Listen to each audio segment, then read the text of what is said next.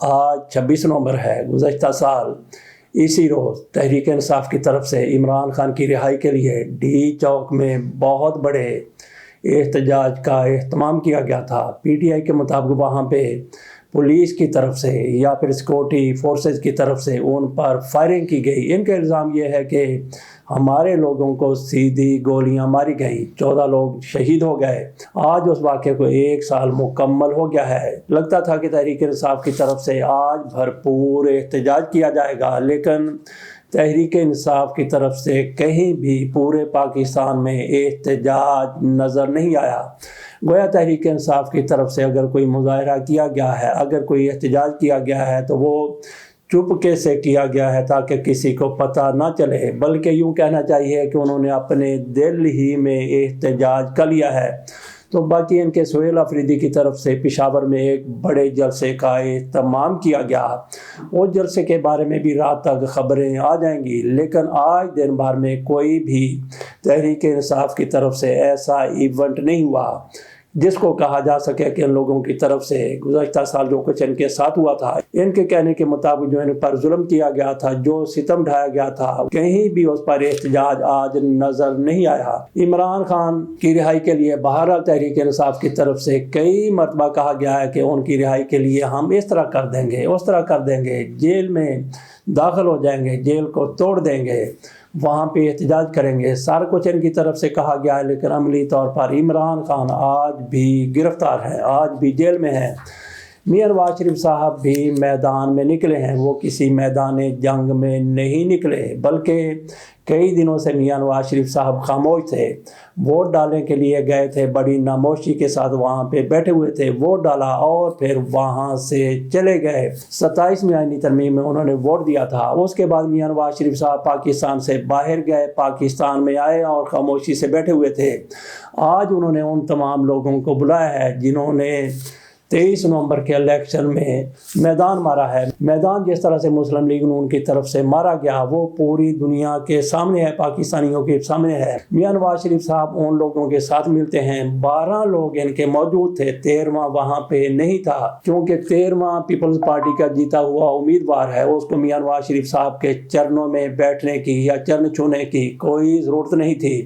وہ اگر کہیں بیٹھا ہوگا تو آصف علی زرداری یا پھر بلاول بھٹو زرداری کے قدموں میں بیٹھا ہوگا یا پھر ان کے گٹے گوڈوں میں بیٹھا ہوگا۔ مسلم لیگ نون اور پیپلز پارٹی لگتا ہے کہ ایک مرتبہ پھر ایک دوسرے کے مقابلے میں آ گئے ہیں، کیونکہ دوست محمد خان کھوسہ کی طرف سے الزام لگایا گیا، بلکہ راجہ پرویز اشرف نے بھی کہا ہے کہ ہمارے ساتھ دھاندلی ہوئی ہے۔ راجہ پرویز اشرف کہتے ہیں کہ جو الزامات دوست محمد کھوسہ کی طرف سے لگائے گئے وہ بالکل درست ہیں، ان کو ہروایا گیا ہے۔ تو دیکھتے ہیں پیپلز پارٹی کیا کوئی اور بھی اس حوالے سے ایکشن لیتی ہے، کچھ اور بھی کارروائی کرتی ہے۔ یہ ان کی طرف سے ایک طرح کی نورہ کشتی ہے۔ جس طرح سے یہ نورہ کشتی کرتے ہیں، جس کا دنیا کو پتہ چل جاتا ہے، جس طرح سے یہ نورہ کشتی کرتے ہیں، نورہ بھی سوچ رہا ہوگا کہ مجھے ان کے ہاتھ پر بیعت کر لینی چاہیے، کیونکہ جس طرح سے یہ لوگوں کو احمق بنانے کی کوشش کرتے ہیں، لوگ اتنے بھی جس کو وہ کہتے ہیں شہباز گل چے کہتے ہیں، اتنے بھی گئے گزرے نہیں ہیں، اتنے بھی وہ نہ سمجھ نہیں ہے کہ ان کی باتوں کو نہ سمجھ سکیں۔ بہرحال آ جاتے ہیں میاں نواز شریف صاحب کے اجلاس کی طرف۔ انہوں نے اپنے لوگوں کو بلایا، جیتے ہوئے 12 لوگوں کو بلایا، ان کو مبارکباد دی، اور میاں نواز شریف نے کہا کہ دیکھیں ہم نے اپنا مینڈیٹ واپس لے لیا ہے۔ انہوں نے کہا کہ عمران خان کی طرف سے جو 2.5 سال کی، 3 سال کی، 3.5 سال کی حکومت کی گئی ہے، اس میں جمہوریت کا بیڑا غرق کر دیا گیا، اس میں پاکستان کی معیشت کو ڈبو دیا گیا۔ میاں نواز شریف صاحب کی طرف سے ایک مرتبہ پھر مطالبہ کیا گیا کہ ان کا بھی احتساب ہونا چاہیے۔ ایک مرتبہ میاں محمد نواز شریف صاحب کی طرف سے جب یہ لندن میں موجود تھے، پاکستان آنے کے لیے کوشش کر رہے تھے، تو ان کی طرف سے کچھ ججوں کے نام لیے گئے تھے کہ انہوں نے ہمیں نکالا تھا اور ان کو ہم جواب دہ بنائیں گے، اور انہوں نے جنرل باجوہ کا بھی نام لیا تھا، جنرل فیض حمید کا بھی نام لیا تھا، لیکن کسی ایک کو بھی عبرت کا نشان نہیں بنایا گیا، جس طرح میاں نواز شریف کی طرف سے کہا گیا تھا، سوائے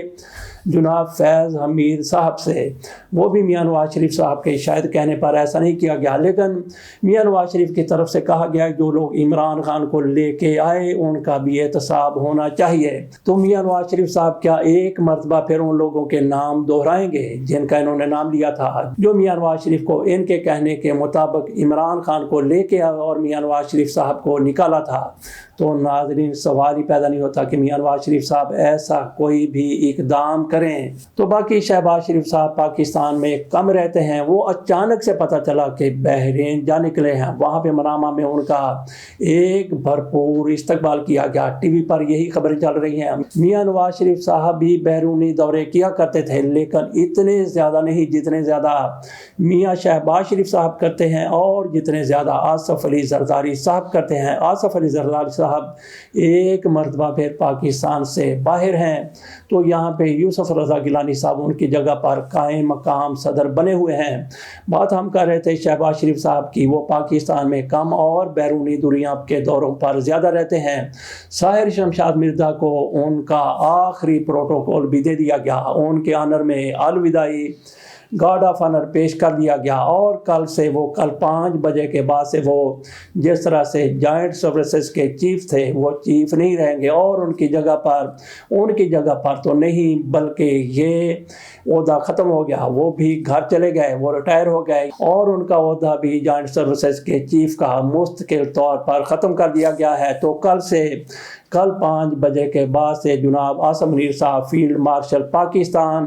وہ کمانڈر ڈیفینس فورسز بن جائیں گے، اور ان کی مدت شروع ہوگی کل سے 5 سال کے لیے ان کی مدت ہوگی۔ ان کا گو کہ ابھی تک نوٹیفیکیشن تو جاری نہیں ہوا، لیکن نوٹیفیکیشن کی ضرورت نہیں ہے، اور انہوں نے حلف بھی نہیں اٹھانا۔ لیکن حیرانی والی بات اس لیے نہیں ہے کہ جب بھی کوئی بندہ بھرتی ہوتا ہے، وہ آفیسر بھرتی ہوتا ہے، وہ جوان بھرتی ہوتا ہے، یا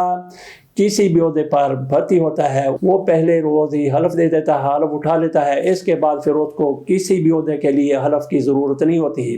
اس لیے فیلڈ مارشل صاحب کو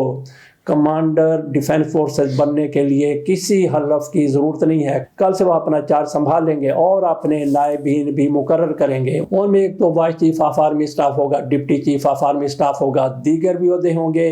لیکن کہا جاتا ہے کہ فیلڈ مارشل صاحب فوری طور پر ان کی تعیناتی نہیں کریں گے، وہ چند روز انتظار کریں۔ کہا جاتا ہے کہ چند دن کے بعد ہی وہ بڑے بڑے عہدے پر کریں گے۔ جس طرح سے میاں نواز شریف صاحب کی طرف سے کہا گیا کہ ہم نے خدمت کی ہے اور خدمت کی وجہ سے ہمیں ضمنی انتخابات میں کامیابی ملی ہے، اسی طرح سے مریم نواز شریف صاحبہ بھی ایسے ہی دعوے کرتی ہیں۔ ان کی طرف سے ایک عجیب سی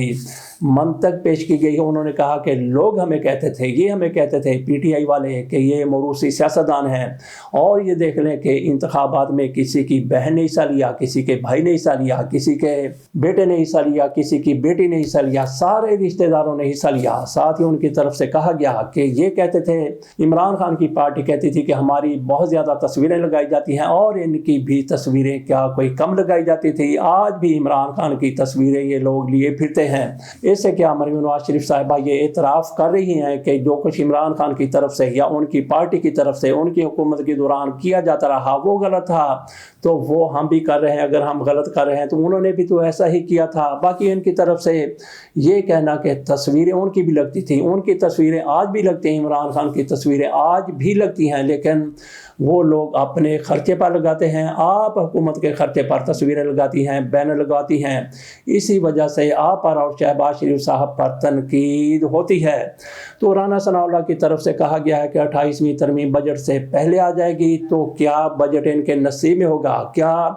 یہ بجٹ جو آنے والا بجٹ ہے جون میں آئے گا، مئی میں آئے گا، یا پھر جولائی کے شروع میں آئے گا؟ کیا ان کے نصیب میں لکھا ہے کہ یہ بجٹ پیش کریں گے؟ کیونکہ کچھ لوگوں کی طرف سے کہا جا رہا ہے کہ 2026 میں انتخابات ہوں گے، گو کہ یہ کہا جا رہا ہے کہ پیپلز پارٹی کو ان انتخابات میں گیٹ آؤٹ کرنا ہے اور مسلم لیگ نون کو چاروں شانے اوپر لے کے آنا ہے تاکہ ان کے راستے میں کوئی رکاوٹ نہ رہے۔ لیکن رانا ثناء اللہ کی طرف سے کہا گیا کہ بجٹ سے پہلے 8ویں ترمیم آ سکتی ہے۔ رانا ثناء اللہ سچ بول رہے ہیں یا پھر جھوٹ بول رہے ہیں؟ کیونکہ ان کے کئی لیڈروں کی طرف سے کہا گیا ہے کہ کوئی 28ویں ترمیم نہیں آ رہی، جیسا جیسا کہ طارق فضل چودھری کہتے ہیں، حالانکہ ان کی پارٹی میں کوئی ٹکے کی حیثیت نہیں ہے، نہ ان کی پارٹی میں، نہ ان کی وزارت میں، نہ ان کی ملک میں، نہ ہی ان کے ہاں جو ان کو لے کے آئے ہیں، کیونکہ یہ پیور میاں نواز شریف کی طرح فارم 47 پر، خواجہ آصف کی طرح فارم 47 پر آئے ہیں، لیکن بڑے بڑے دعوے کر دیتے ہیں۔ ان کی طرف سے بھی کہا گیا کہ کوئی 28ویں آئینی ترمیم نہیں آ رہی۔ اسی طرح سے اعظم نذیر طارق جو وزیر قانون ہے وہ بھی یہی کہتے ہیں، تو یہ مل کے فیصلہ کر لیں کہ کون سچ کہتا ہے کون جھوٹ کہتا ہے۔ اور جب 28ویں آئینی ترمیم آنی ہے، یہ 26ویں آئینی ترمیم کے موقع پر بھی ایسا ہی کہتے تھے، اور 27ویں آئینی ترمیم سے چند روز پہلے جناب اسحاق ڈار کی طرف سے تردید کی گئی تھی کہ کوئی ترمیم نہیں آ رہی۔ تو اسی طرح سے 28ویں آئینی ترمیم کے حوالے سے بھی ان کی طرف سے کوئی تردید کر رہا ہے، کوئی تصدیق کر رہا ہے۔ جنہوں نے ترمیم لے کے آنی ہے انہوں نے ان سے نہ تو ڈیٹ پوچھنی ہے اور نہ یہ پوچھنا ہے کہ ترمیم میں کیا ہونا ہے کیا نہیں ہونا۔ بہرحال ہم پھر یہاں پہ یہ بات کہتے چلیں کہ جب وہ ترمیم آنی ہے، ترمیم آنے تک کیا یہ لوگ حکومت میں ہوں گے، کیا ان کے نصیب میں بجٹ پیش کرنا ہے یا نہیں ہے۔ اجازت دیجیے، اللہ حافظ۔